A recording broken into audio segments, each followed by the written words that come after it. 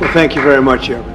দ্বিতীয় মেয়াদে প্রেসিডেন্ট হিসেবে দায়িত্ব গ্রহণের পর জন্মসূত্রে মার্কিন নাগরিকত্বের উপর নিষেধাজ্ঞা আরোপ করেন ডোনাল্ড ট্রাম্প। এরপরই অভিবাসী প্রত্যাবাসন প্রক্রিয়া শুরু করেন তিনি। সম্প্রতি ট্রাম্প অভিবাসন নীতিতে নতুন একটি পরিকল্পনা গ্রহণ করতে যাচ্ছেন। এই পরিকল্পনার আওতায় $50 লাখ অর্থাৎ বাংলাদেশি মুদ্রায় প্রায় 60,59 লাখ টাকার বিনিময়ে মার্কিন নাগরিকত্ব লাভের সুযোগ প্রদান করবেন ট্রাম্প। ডোনাল্ড ট্রাম্প বলেন তিনি ধনী অভিবাসীদের জন্য মার্কিন নাগরিকত্ব পাওয়ার প্রক্রিয়া সহজ করার উদ্দেশ্যে একটি গোল্ড কার্ড ব্যবস্থা চালু করতে যাচ্ছেন। এই গোল্ড কার্ড তাদের স্থায়ী বাসিন্দা হওয়ার সুযোগ দেবে এবং আমেরিকান নাগরিকত্ব অর্জনের পথে এগিয়ে যেতে সাহায্য করবে। Selling a gold card. You have a green card. This is a gold card. We're going to be putting a price on that card of about $5 million, and that's going to give you green card privileges plus.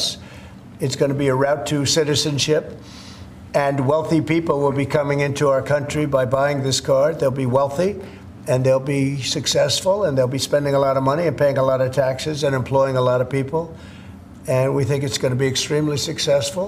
Trump বলেন তারা একটি gold card বিক্রি শুরু করবেন। এই কার্ডটির মূল্য হবে প্রায় $5 মিলিয়ন। এটি গ্রিন কার্ডের সুবিধা প্রদান করবে এবং একই সাথে আমেরিকার নাগরিকত্ব অর্জনের পথ খুলে দেবে। ধনী ব্যক্তিরা এই কার্ডটি কিনে তাদের দেশে আসতে পারবেন।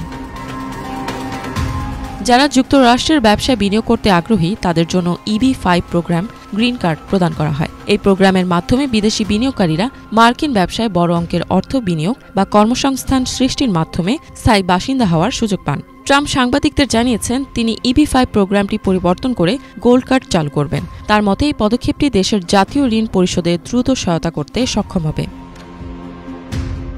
তিনি আরও বলেন এটি কিছুটা গ্রিন কার্ডের মতো, তবে অনেক বেশি সুবিধা প্রদান করবে।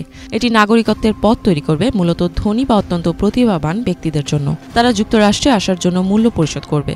কোম্পানিগুলো লোকজনকে এখানে নিয়ে আসার জন্য অর্থ দেবে যাতে তারা এই দেশে দীর্ঘমেয়াদে থাকতে পারে। ট্রাম্প বলেন তারা সমৃদ্ধ হবে, সফল হবে।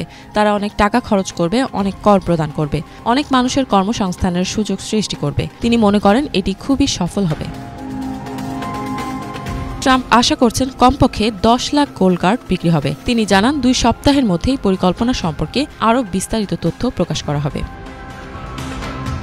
EB-5 অভিবাসী বিনিয়োগকারী প্রোগ্রাম মার্কিন নাগরিকত্ব অভিবাসন পরিষেবা USCIS দ্বারা পরিচালিত হয়। 1990 সালে এই প্রোগ্রামটি শুরু করা হয়, যার উদ্দেশ্য বিদেশি বিনিয়োগকারীদের মাধ্যমে কর্মসংস্থান সৃষ্টি এবং মূলধন বিনিয়োগের মাধ্যমে মার্কিন অর্থনীতির উন্নয়ন করা। বাণিজ্য সচিব হাওয়ার্ড লুটনিক গত মঙ্গলবার সাংবাদিকদের বলেন EB-5 প্রোগ্রামটি সম্পূর্ণরূপে অকার্যকর, অবাস্তব এবং প্রতারণায় পরিপূর্ণ ছিল। এটি কম দামে গ্রিন কার্ড পাওয়ার একটি উপায় ছিল। তাই প্রেসিডেন্ট বলেছেন এই হাস্যকর EB-5 প্রোগ্রামকে বন্ধ করে দেবেন এবং এর জায়গায় গোল্ড কার্ড চালু করবেন। বিশ্বের বিভিন্ন দেশে ধনী ব্যক্তিদের জন্য ভিসার সুবিধা রয়েছে। পরামর্শদাতা প্রতিষ্ঠান হেনলি অ্যান্ড পার্টনার্স জানায় পৃথিবী জুড়ে 100টিরও বেশি দেশ গোল্ডেন ভিসা প্রোগ্রাম অফার করে, যার মধ্যে যুক্তরাজ্য, স্পেন, গ্রিস, মাল্টা, অস্ট্রেলিয়া, কানাডা এবং ইতালির মতো দেশও অন্তর্ভুক্ত। ইফাত জাহান, বাংলাভিশন।